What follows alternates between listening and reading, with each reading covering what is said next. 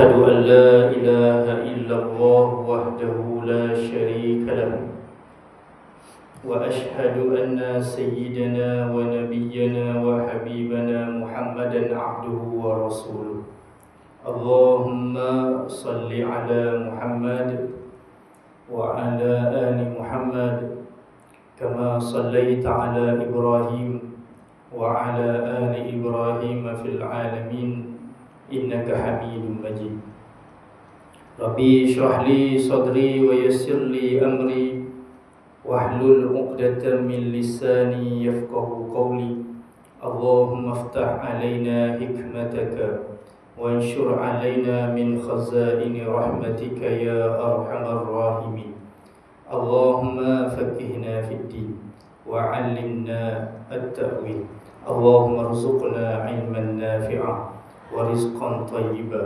وعملا متقبلا. Ya Allah, ya Tuhan kami, kurniakanlah bagi kami ilmu yang bermanfaat, rezeki yang baik dan amalan yang diterima. Amin ya rabbal alamin. Yang saya muliakan Tuan Haji Imran, pengurusi Masjid Al-Razak, Tuan Imam, Tuan Bilal, para pegawai syarah, para asatizah, tuan-tuan guru, ustaz, ustazah, pimpinan masyarakat, muslimin, muslimat yang dirahmati, yang dikasihi Allah Subhanahu wa taala sekalian. Pertama sekali, marilah sama-sama kita mengucapkan syukur kita kehadrat Allah Subhanahu wa taala kerana dengan kasih sayangnya, nikmatnya buat diri kita begitu banyak, dapat sama-sama kita berhimpun di sini untuk kita mengimarahkan rumahnya dengan kita bersolat maghrib.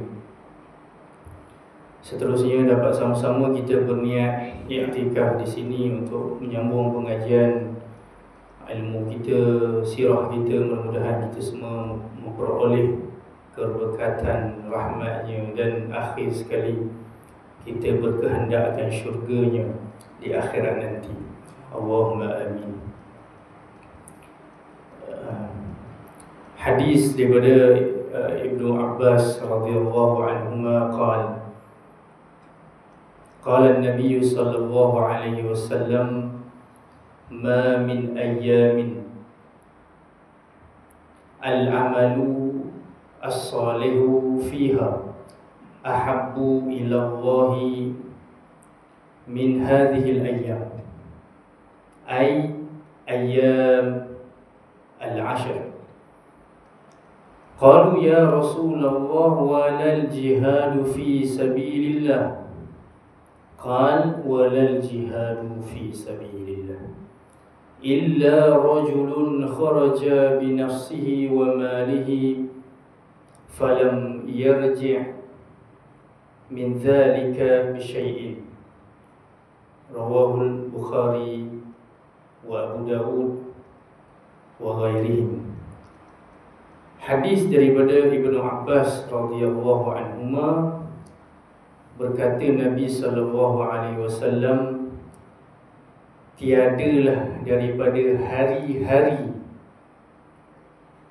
yang apa amal dilakukan padanya lebih disukai oleh Allah Subhanahu wa taala daripada hari-hari ini, iaitu hari yang 10. Apa hari yang 10?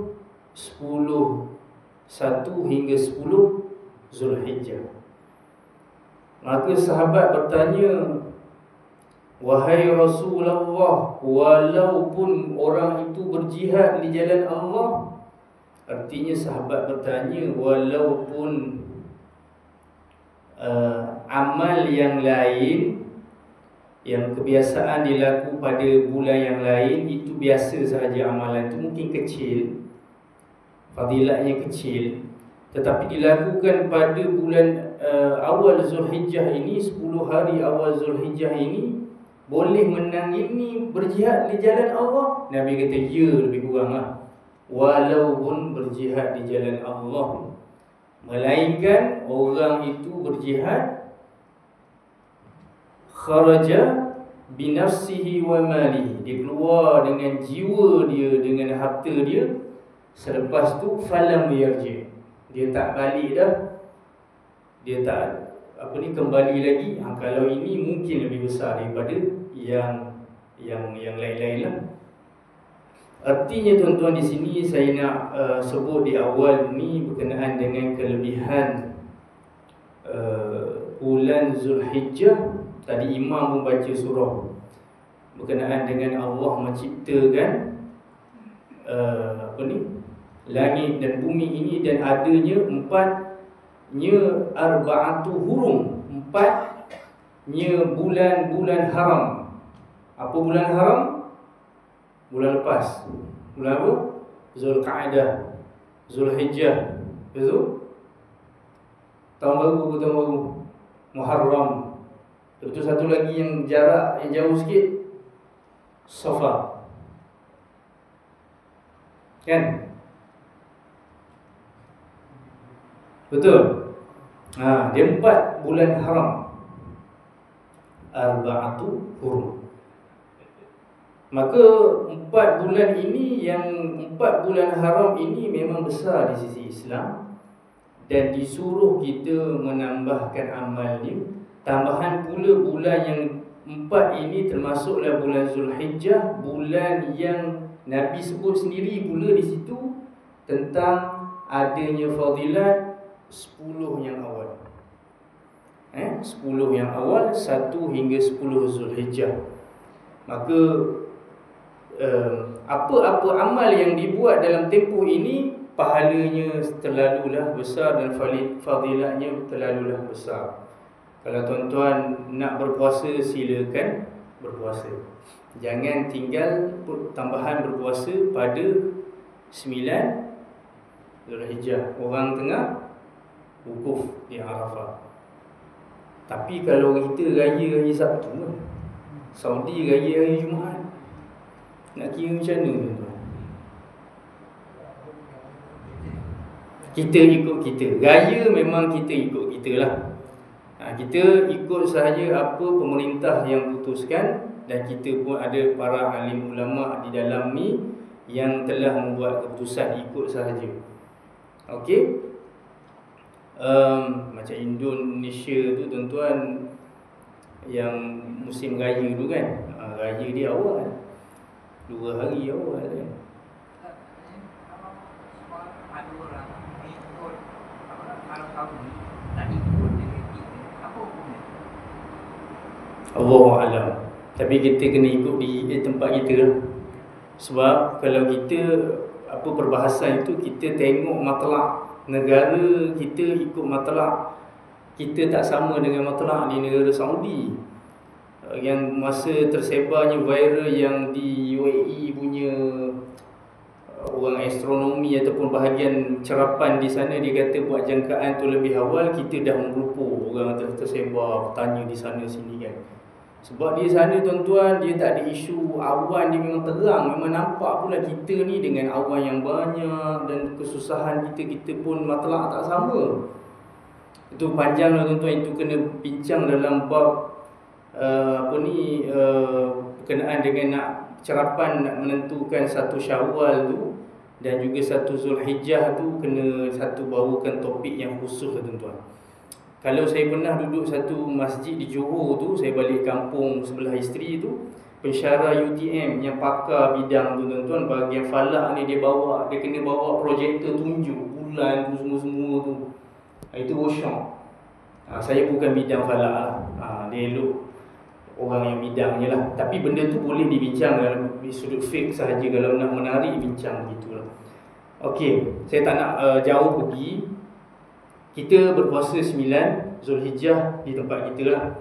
Tetapi kalau di sana, kalau artinya di sana, kalau dia raya pada kita 9 Zulhijjah kita kita berpuasa di sana raya kan. Betul tak? Kita ikut kita lah. Dan kalau dia raya 9 Zulhijjah kita tu, maksudnya sebelum tu 8 kita dia orang wukuf lah, kurang lah. Betul tak? Kita ambil pendekatan, sebagai saya dengar daripada tuan-tuan guru disebut, ambillah langkah selamat, ambil 8 dan 9 tu kita puasa. tempat kita tu, supaya kita dapat rangkumkan pahala fadilat tu. Itu lebih selamat. 8 sebenarnya puasa tu. Hari mantai. Sini orang Melaka panggil hari mantai. Tak apa, mantai pun mantai lah, kita puasa. 9 puasa, 8 puasa. Okey, jangan lepaskan. Dan apa-apa amal pun tuan-tuan lakukanlah. Kalau tuan-tuan nak suka bersedekah, sedekah lah. Saya tengok ada TV baru, mungkin ada hamba Allah Ta'ala sponsor kot. Ada ke masjid beli. Tak apalah. Tapi duit orang sponsor tu, alhamdulillah. Jadi buatlah apa-apa amal yang tuan-tuan nak buat, sedekah makan ke. Kalau Cik Hamzah nak belanja teh tarik pagi-pagi 10 orang, dia kata esok jangan makan, jangan bayar, biar aku bayar. Tak apa tu. Jadi itu terlalulah besar. Walaupun sekecil tu, walaupun dia amal pada bulan yang lain dia kecil, tetapi bila dimuatkan dalam tempoh ini, pahalanya besar. Walaupun sahabat tanya, berjihad jalan Allah tak boleh challenge ke? Ya, Nabi kata walaupun berjihad jalan Allah tak boleh challenge. Melainkan orang berjihad tu tak boleh balik dengan harta, dengan diri dia. Allah Ta'ala a'lam bissawab. Sirah kita tuan-tuan, kita yang lepas, perjumpaan yang lepas, kita ada bawakan cerita berkenaan dengan, kalau buku ni tuan-tuan tengok buku yang kita ada ni, buku ni muka surat 190, yang mana ayat kita bincangkan surah Al-Ahqaf 29 hingga 31. 190-191. Ayat ni kita dah bawakan perbincangan bahawa Nabi SAW, kita pun tahu Nabi pergi ke Taif. Nabi pergi ke Taif, kan, Nabi dilayan macam mana? Nabi dibaling batu, Nabi tidak diterima dakwahnya, kan? Nabi sedih. Dan itu antara 4 cerita ataupun peristiwa yang menyebabkan Nabi bersedih. Matinya Abu Talib, kan, Nabi dipulaukan keluarganya, sukunya, Khadijah wafat juga. Dan Nabi pulang daripada Taif, Nabi dilayan sebegitu rupa, maka Nabi sedih. Maka kita ada bawakan ketika mana Nabi balik daripada situ pun, kita pun dah cerita Nabi singgah di satu tempat dan sebagainya, di tempat kebun anggur, dan diberikan minuman, sedikit makanan daripada seorang hamba bernama Adas. Panjanglah cerita dia. Selepas pada itu, cerita tu terhenti di situ, dan seterusnya Nabi nak balik semula ke Mekah. Nabi nak pulang semula ke Mekah, dan disebut dalam riwayat Nabi singgah, kan, Nabi singgah di satu lembah bernama Lembah Nakhlah, kan. Lembah ini Nabi singgah. Ketika itu Nabi bersembahyang dan didatangi oleh sekumpulan jin. Ayat ni berkenaan dengan jin, yang mana Allah Ta'ala hantar, wa idh sarafna ilaika nafara minal jin. Dan diingatkan peristiwa semasa kami, yakni Allah menghalakan satu nafar, kumpulan daripada jin kepada kamu wahai Muhammad, yastami'una al-Quran. Mereka ni datang kepada Nabi Muhammad memperdengarkan Al-Quran. Bukan dengar biasa, dengar dengan penuh tawajuh. Dan kita ada bawakan perbincangan bahawa manusia menolak dakwah Nabi, tetapi jin menerima. Nabi ni tuan-tuan, Allah Ta'ala menghantar kepada Nabi sekumpulan jin untuk mendengarkan Al-Quran daripada Nabi. Dan ayat ni kita baca bahawa selepas itu mereka mendengar, falamma hadaruhu qalu ansitu. Dan seterusnya jin ni duduk dengan Nabi ni mendengarkan ayat Al-Quran itu, dan dia berkata di kalangan jin-jin yang lain yang datang juga, ramai datang, dia kata diam, ansitu.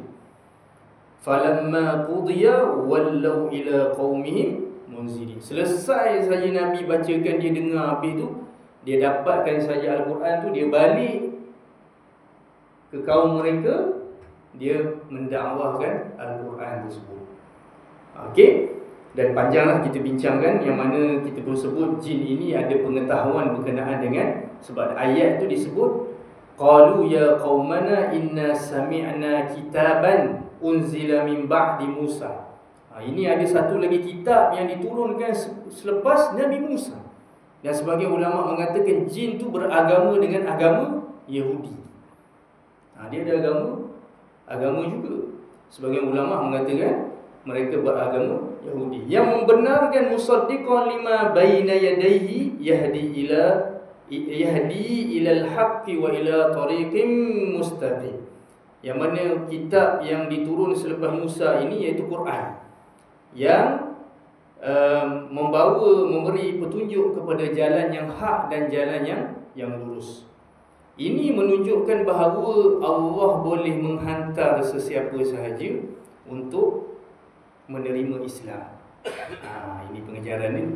Dan cerita tu kita pernah sebut bahawa jin ni datang tuan-tuan, sebelum tu dia mencari-cari sebab kenapa dahulu dia boleh naik ke langit mencuri-curi berita, tapi hari ini dah tak boleh. Dalam setengah riwayat dia kata jin ni dia berbincang, maka dia kata baik kita cari apa punca ni. Maka dia bertebaranlah di timur, di barat. Apakah sebab dia tak boleh lagi mencuri berita tu? Maka dia tahulah punca dia sebab apa? Sebab Al-Quran. Disebabkan Al-Quran, disebabkan itulah mereka tak dapat lagi mencuri berita dari langit, yang mana mereka dihantar bintang-bintang untuk menembak ataupun dibaling kepada rujuman lisyayatin, kan? Rujum, dibaling, rejam kepada syaitan. Baik, kita tengok muka surat tu tuan-tuan. Kita baca juga sebab mengambil fadilat penulis kelebihan yang, dan juga orang yang bersedekah ni, kita baca supaya dia pun dapat manfaat sama. Muka surat 193 tu. Sebelum tu tuan-tuan, kalau tuan-tuan bacalah ayat perbahasan sebelum tu, dia kalau tak baca, tuan-tuan tak teliti betul-betul, dia agak mengelirukan. Dia sebenarnya membincangkan tentang riwayat-riwayat yang terdapat berkaitan dengan penurunan ayat ni. Ada kata sekumpulan sahabat Nabi bersembahyang. Maka Syekh Sa'id Ramadan Al-Buti dibincangkan di situ. Ada kenapa Nabi solat solat subuh sedangkan belum Isra' dan Mi'raj lagi. Yang dia ada perbincangan itu, saya tak nak masukkan, itu teknikal sangat. Yang penting tuan-tuan tahu, selepas Nabi balik dari Taif, Nabi didatangi sekumpulan jin untuk mendengarkan Al-Quran. Okey. Tengok muka surat 193 perenggan yang terakhir. Yang penting untuk kita mengetahui sesudah ini ialah bahawa setiap Muslim hendaklah beriman kewujudan dengan kewujudan jin. Jin wujud, tuan-tuan. Kita wajib beriman. Beriman bahawa jin juga makhluk yang hidup dan bertanggungjawab beribadah kepada Allah Subhanahu Wa Taala. Dia ada dan juga dia juga mempunyai taklif, tanggungjawab untuk beribadah kepada Allah Subhanahu Wa Taala sama macam kita.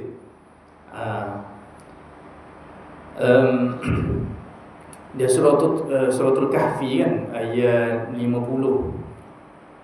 Wa iz qulna lil malaikati isjudu li adama fasajadu illa iblis kana minal jinn fafasaqa an amri rabbi.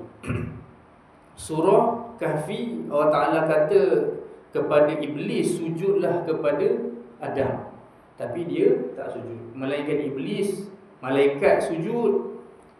Dan Allah Ta'ala kata jin itu kana minal jin, iblis itu adalah daripada jin, dan mereka berlaku fasik kepada Tuhan mereka. Dan disebut dalam hadis yang sahih, tuan-tuan. Bila hadis sahih, hadis tu kita kena beriman pasti. Yang Nabi menyebut kalau tak silap daripada Aisyah, dia kata khuliqat malaikatu min nuri. Malaikat dicipta daripada cahaya. Wa khuliqal iblis min marijin min nar. Dan iblis ini dia dicipta daripada api. Wa khuliqal adam mimma wusifa lakum. Dan Adam ini dicipta sebagaimana yang disifatkan kepada kamu, daripada tanah.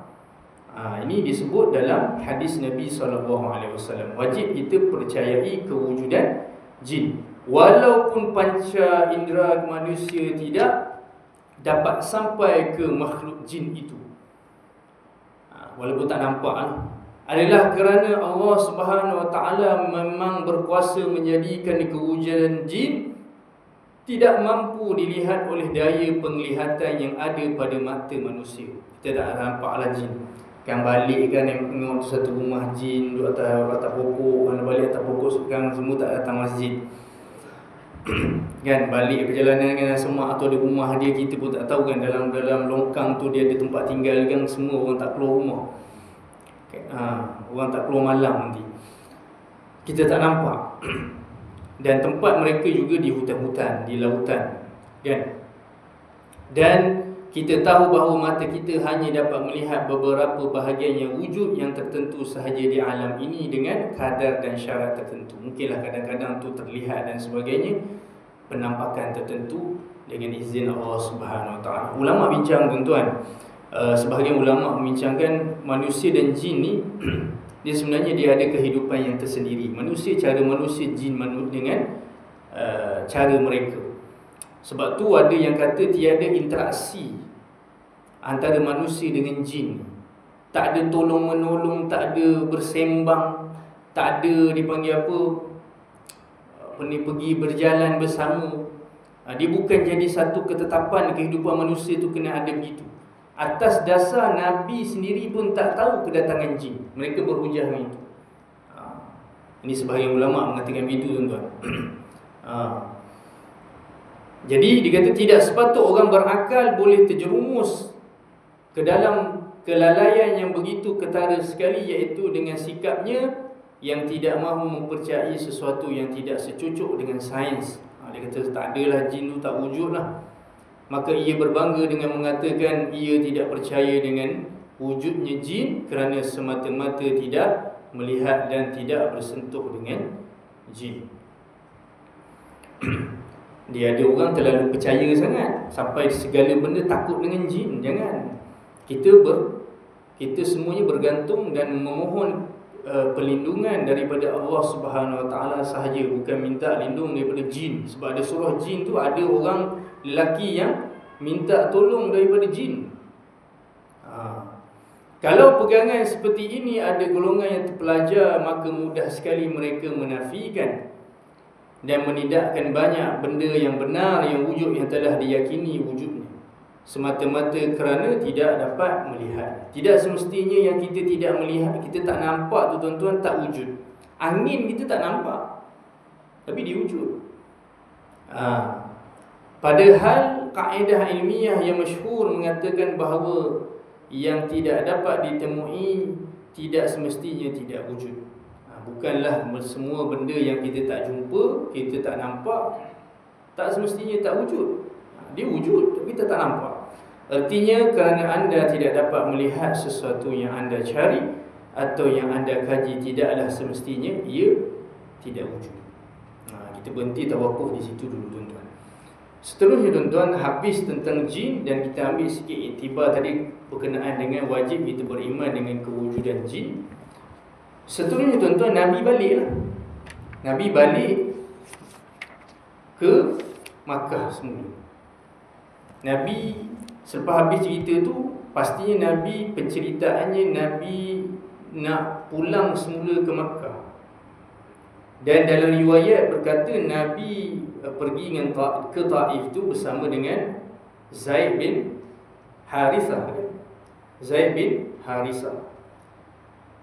Baik, maka daripada kitab Rahimul Maktum ni, dia kata mengetahui tekad Nabi SAW. Sebelum tu dia ada beritahu tentang kegembiraan atau berita bergembira buat Nabi kerana walaupun manusia menolak dakwah Nabi, tapi jin terima. Digembiralah Allah Ta'ala bagi tahu kepada Nabi bahawa jin datang mendengarkan Al-Quran. Kan? Dia kata selepas itu Zaid bin Harisah berkata kepada baginda, Nabi nak balik ke Makkah ni. Bagaimana engkau akan masuk ke Makkah sedangkan orang Quraisy mengusir kamu? Zaid bin Harisah tanya anak angkat Nabi ni. Dia kata, kaifa tadkhulu alaihim? Macam mana engkau nak masuk wahai Nabi? Wa qad akhrajuka, dan mereka telah buang kamu. Nabi berdakwah di sana dalam tempoh mungkin dalam masuk 9 ke 10 tahun kenabian tu. Nabi start mendapat wahyu. Artinya 10 tahun dah Nabi berdakwah. Nabi keluar cubaan untuk pergi berdakwah ni Taif. Di Taif pula orang buang Nabi juga. Kan Nabi nak masuk semula, bagaimana Nabi nak masuk? Dalam pengetahuan Quraisy kata dah keluar daripada tempat asal usul untuk cuba keluar dapat pengaruh yang lain. Itu Nabi nak masuk semula. Yakni Quraisy. Siapa yang buang Nabi? Quraisy.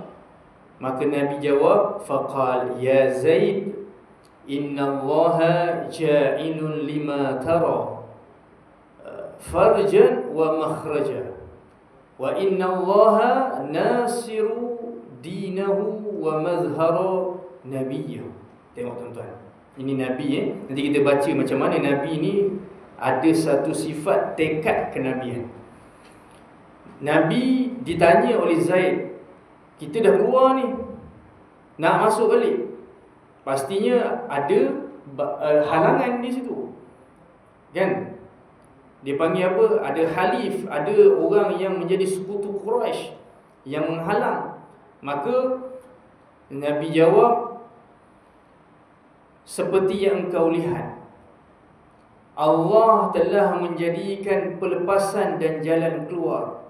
Wahai Zaid, Nabi kata, wahai Zaid, sesungguhnya Allah menjadikan seperti yang kau lihat pelepasan, makhraja, dan juga farjan, pelepasan dan juga jalan keluar. Dan sesungguhnya Allah pasti akan menolong agamanya. Innallaha nasiru dinahu. Allah pasti akan menolong agamanya dan akan menzahirkan nabinya. Maka berjalanlah Nabi dengan Zaid itu sehinggalah tiba hampir di kawasan Makkah dan Nabi berhenti di Gua Hira. Maka Nabi balik semula ke Makkah. Ni tuan-tuan cerita ni sebelum kita nak masuk hijrah lah ni. Sebelum nak masuk hijrah ke Madinah. Sebelum tu lagi ada sikit cerita berkenaan Nabi start dakwah juga pada orang-orang yang nak pergi buat haji. Tak apa, tu belum masuk lagi. Maka selepas tu tuan-tuan, Nabi SAW menghantar seorang lelaki Khuza'ah untuk bertemu dengan Al-Akhnas bin Syarif. Nabi minta seorang lelaki untuk bertemu dengan Al-Akhnas bin Syarif ini untuk minta dia melindungi Nabi SAW. Macam dia jadi penjamin lah. Nabi nak masuk ni, siapa nak jadi penjamin Muhammad ni? Nabi hantar seorang lelaki, dan lelaki ni minta tanyakan pada Al-Akhnas bin Syarif ni, aku nak balik masuk ke Mekah ni, siapa boleh jadi penjamin? Boleh tak Al-Akhnas boleh jadi penjamin? Maka Al-Akhnas kata, aku ini ana khalif. Ana halif, aku ialah sekutu bagi Quraisy.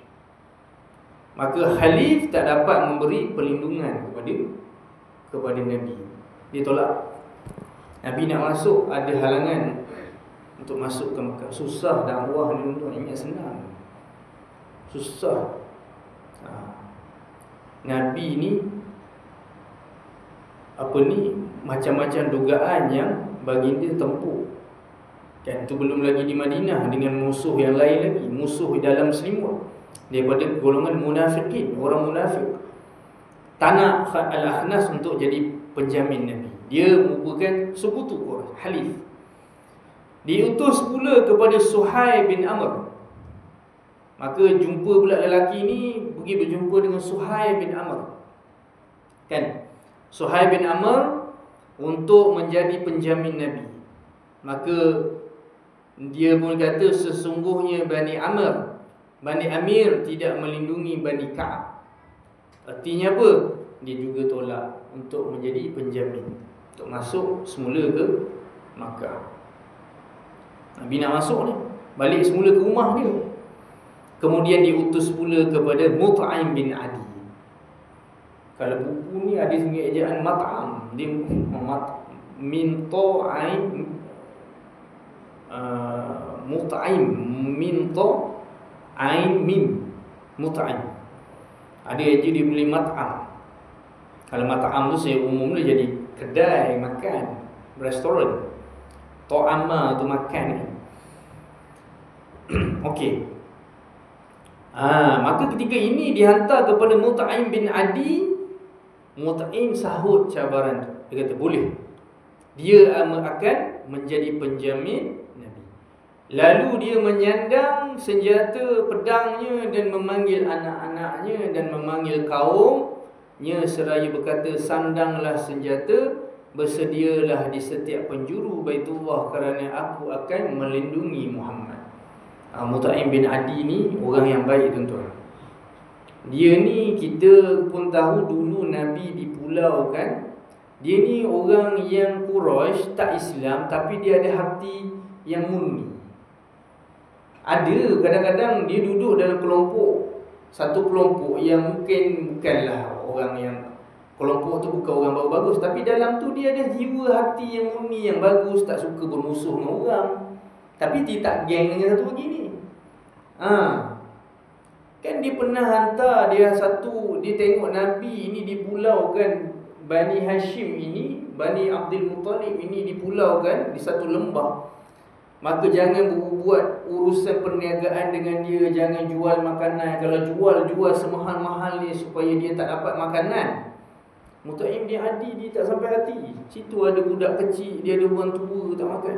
Dia penuhkan binatang, kuda tu dia tepuk.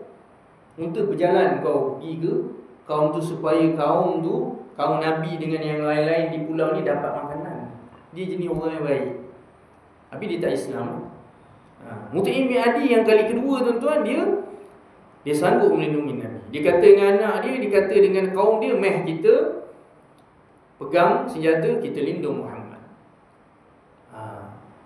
Dihantarnya utusan kepada Nabi dan memberitahu bahawa Muhammad dipersilakan masuk. Maka Mut'im dah ready. Dihantar utusan keluar tu, dia kata tak apa, wahai Muhammad, masuk, semuanya dalam jaminan aku. Lebih kuranglah. Maka masuklah Nabi SAW bersama Zaid sehinggalah sampai ke Baitillahil Al-Haram, sampai ke Masjidil Haram. Dan dalam itu Mut'im bin Adi berdiri di atas kenderaannya sambil melaung, wahai orang Quraisy. Dalam Nabi masuk itu dia melaungkan, sesungguhnya